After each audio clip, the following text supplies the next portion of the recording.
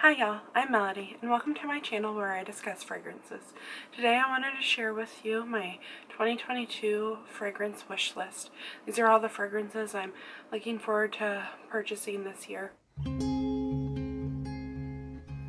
So I apologize for the noise. We're still at my parents' house and I'm struggling to find the best place to film. I'm currently in the guest room that's also my mom's office. So there's not really a great place to film and the heat's running, and so if you hear any noise, that's what it is. And so I just want to say I'm sorry for that. I just recently got into fragrances this past year, and as I discover new fragrances I like, I put them on this list, and I am just pointing out 20 fragrances that I'm really anxious to purchase and bring into my collection. So I have about 20 fragrances here on my list that I wanted to go over today. So the first fragrance I'm really interested to try is Burberry Her Intense.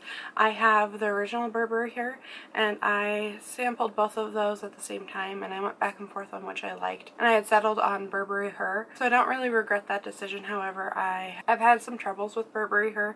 Sometimes it comes off as too tart to my nose, so I'm thinking that Burberry Her Intense might be a better fit for me, but I am a little apprehensive that perhaps that might do the same thing.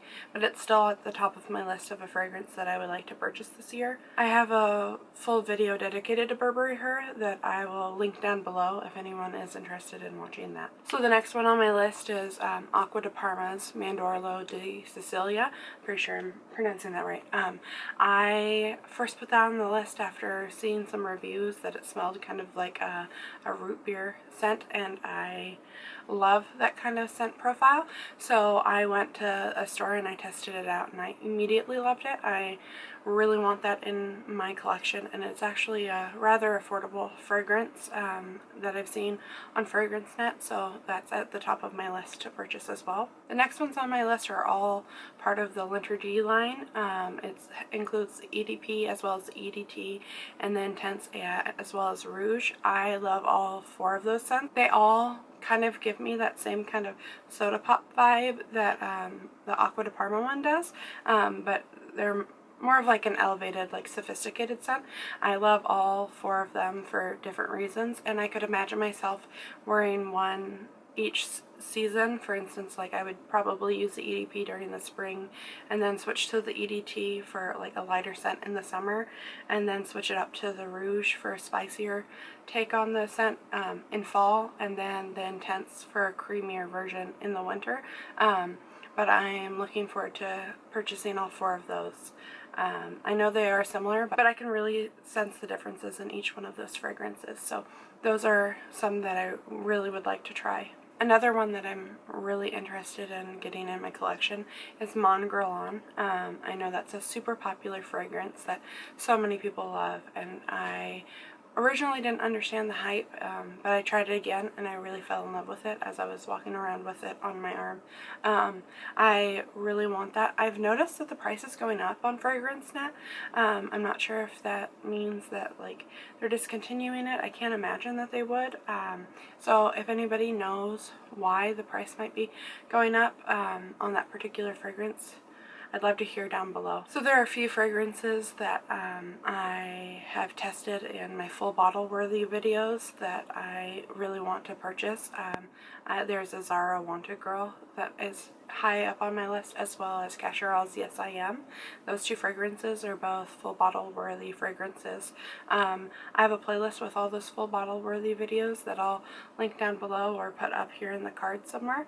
I really enjoyed making those videos, and every so often I stumble upon something that I do put in my list of full bottle worthy fragrances. There's also Reminiscence Dragée.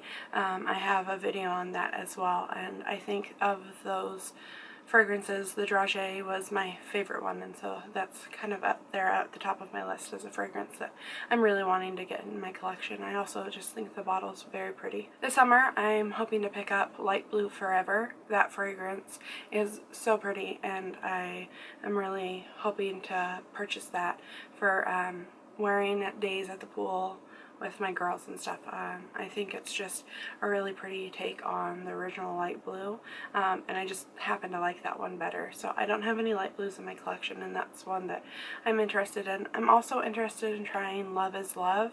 I know that's been discontinued, but I'm really interested in the ice cream note in that one.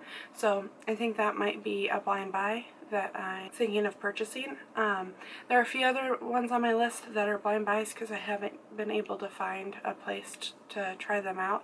I'm interested in Pepe Jeans, the original. I think the bottle's kind of fun and the notes seem pretty interesting. Another one that I would just have to blind buy is Jean-Paul Gaultier's So Scandal. I have heard really great things about it, but there's no place for me to sample that fragrance, and I can't even find a sample online.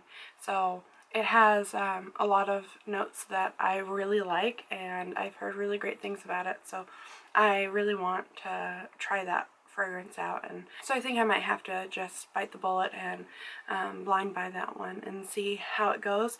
It has tuberose in it, and I found that I really enjoy a lot of tuberose fragrances, so that one is up there on the list despite not having smelled it before. Another tuberose fragrance that I'm really looking forward to purchasing this year is My Way Intense by Armani. That fragrance is one that I have tested a few times on my skin, and I just really love how refreshing and pretty it is. It's a fragrance that I wasn't sure of at first because I had trouble with the original My Way. I think it's the bergamot. Something kind of turned sour on my skin, so it was one that I didn't care for. But the Intense doesn't have that bergamot, and it just smelled like sweeter, kind of bubblegummy, and I just really love that one. So that's there at the top of my list as well. Another fragrance that kind of reminds me of My Way, and I think maybe it's just the color or something. I kind of lump them together. And I'm not particularly sure why. The fragrances don't really smell similar to me, but I think I noticed both of them at the same shopping trip. So anytime I think of My Way Intense, I think of Valentino Donna Born in Roma, and I'm hoping to get that one in my collection as well. It's a fragrance that I really like, but I'm not sure that I absolutely love it. I'd love to get like just a travel spray and test that for a while, or maybe just the 1 ounce bottle. I just think the bottle itself is so pretty as well. It's I like just this pink studded bottle. So that's one I definitely want to get in my collection. One that I've had on my list from kind of the very beginning, and I'm not so sure why I haven't purchased it yet, but Dolce & Gabbana's Perfume Intense is a fragrance that I tested out at the very beginning of my fragrance journey, and I really loved it, but it's kind of always been at the back of my list, but it's one that I would really love to purchase and really give it a good wear and see how I feel about it. And I really love that marshmallow quality it has. I think the bottle is very pretty in that bright like cranberry red color, so it's a fragrance that should be higher on my list as it's been there for so long and I just haven't purchased it. I'm also really interested in trying out Givenchy's Irresistible. I think that's a really pretty scent. It seems like a really easy reach and something that I would really like to have in my collection. I also really want Kilian's Angel Share. It's the first fragrance that my husband has like really liked. There are other fragrances that he enjoys. He doesn't mind any of the scents, and he is more about the memories attached to fragrances, but this was one that we tested in stores and he really actually loved. So that's one that I want to get in my collection, but I think I'll probably wait till next fall time to purchase that one. I'd really like to get a small bottle of Alien. I'm not actually a big fan of the bottle at all. So I kind of avoided trying that fragrance, but I just kept hearing about it over and over and over again in the YouTube community, so I decided to try it once, and I fell in love with it. I know that people say that like some people are angel lovers and some people are alien lovers, and I really can't even stomach angel that much. It's not a fragrance for me, but I actually really like Alien. Now these last two fragrances, I'm kind of on the fence about both of them.